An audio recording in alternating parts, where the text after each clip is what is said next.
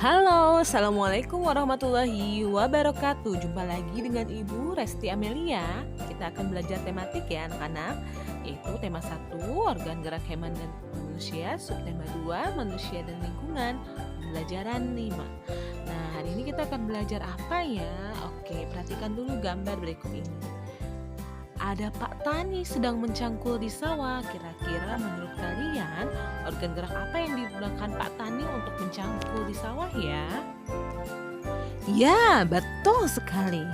Organ gerak, otot, dan tulang. Otot memiliki peran penting dalam setiap gerak manusia, sama halnya dengan tulang. Nah, kalau tulang sudah dibahas di pembelajaran sebelumnya ya anak-anak. Otot merupakan organ gerak aktif manusia dan hewan.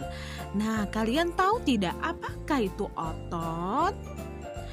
Otot adalah jaringan dalam tubuh manusia yang dapat menggerakkan tulang sehingga suatu individu dapat bergerak.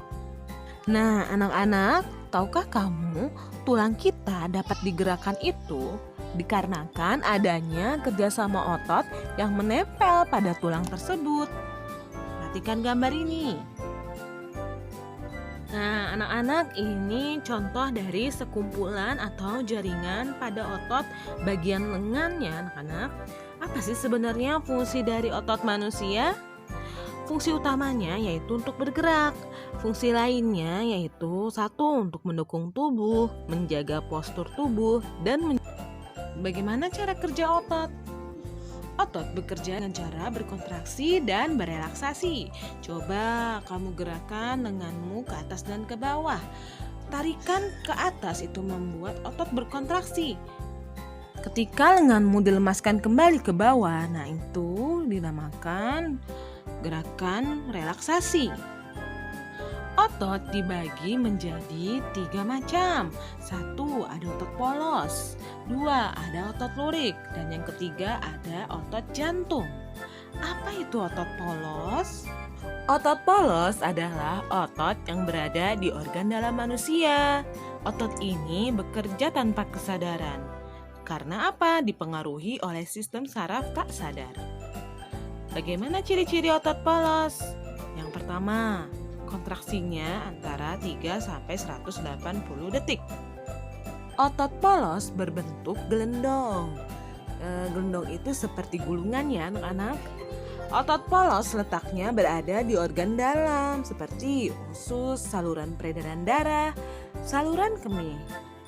Otot polos bekerja tanpa sadar karena dipengaruhi oleh saraf otonom dan tidak diperintah oleh otak. Otot polos juga memiliki 1 inti sel di tengah. Selanjutnya ada otot lurik. Apa sih itu otot lurik?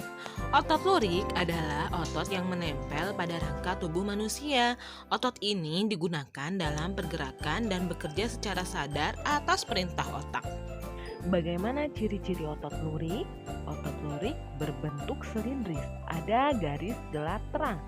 Letaknya melekat pada rangka. Otot lurik bekerja secara sadar dengan perintah otak. Lurik biasanya bekerja cepat dan mudah lelah. Otot ini memiliki banyak inti sel. Otot lurik mempunyai pigmen mioglobin. Yang terakhir ada otot jantung. Apa itu otot jantung? Otot jantung adalah otot yang bekerja secara terus-menerus tanpa istirahat.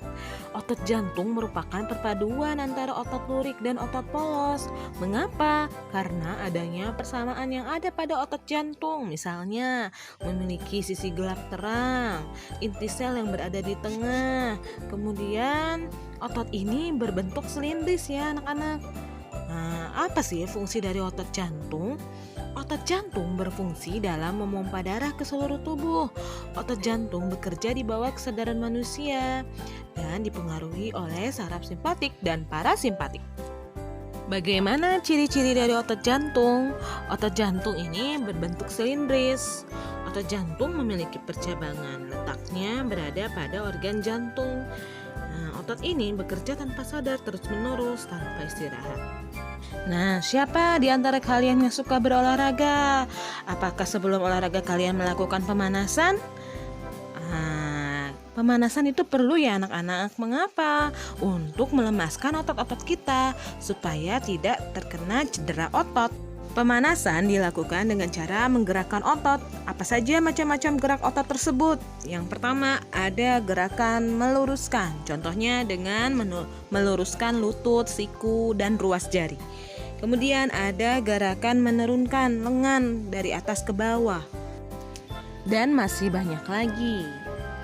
Nah, anak-anak, banyak sekali fungsi dari jaringan otot pada tubuh manusia. Namun, terkadang orang kurang memperhatikan cara menjaga kesehatan otot. Nah, sebenarnya bagaimana sih cara menjaga dan merawat otot supaya otot kita tetap sehat? Berikut tipsnya. 1. Hindarilah gerakan yang dapat membebani kerja otot secara berlebihan. 2. Lakukanlah peregangan sebelum kita melakukan aktivitas. 3. Lakukanlah latihan rutin seperti lari, bersepeda, jogging. Kemudian 4. Penuhilah kebutuhan cairan tubuh kita dengan banyak minum air putih. 5. Konsumsilah makanan yang bergizi dan bermanfaat bagi otot. Dan yang terakhir, gunakanlah krim pereda nyeri otot saat otot kita mengalami cedera. Oke, cukup sekian pembelajaran kali ini. Semoga kita semua dapat merawat dan menjaga kesehatan otot. Sampai jumpa.